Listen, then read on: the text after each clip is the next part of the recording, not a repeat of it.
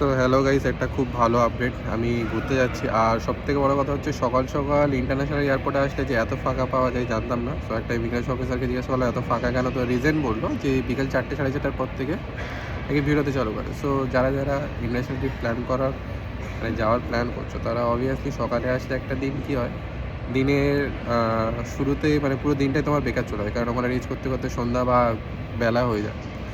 So একটা দিক থেকে যেমন বেনিফিটস আছে তেমন আর একটা দিক থেকেও বেনিফিটস নেই। সো যার যেটা সুবিধা, আমার সুবিধা হচ্ছে সকালে উঠে আসার, খুব সকাল সকাল ঘুম থেকে ওঠার লোক তো ওই জন্যে।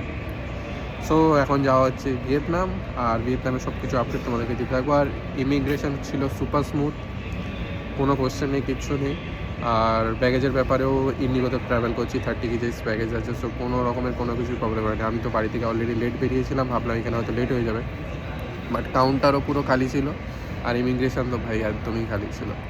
সো নেক্সট টাইম থেকে হোপফুলি যদি ইন্টারন্যাশনাল ট্রাভেল করি তো মর্নিংয়ের ফ্লাইটই প্রিফার করবো, কারণ অনেকটাই খালি পাওয়া যায়। নাইটে করলে কি পরের দিয়ে গিয়ে ঘুমিয়ে পড়ো, পরের ডে থেকে তুমি পুরোপুরি পাচ্ছ, কিন্তু দিনের বেলাতে একটা আলাদাই মজা সকাল সকাল ঘুম থেকে উঠেছে ট্রাভেল করা।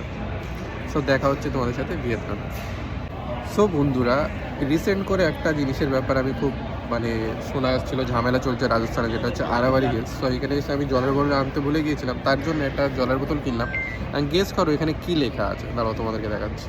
সো তো বন্ধুরা এটা দেখো কী লেখা আছে, আরাবালি হিলস। আর এই হিলস থেকে এটা ন্যাচারাল ন্যাচারাল, ঠিক আছে, এটা ন্যাচারাল ওয়াটার।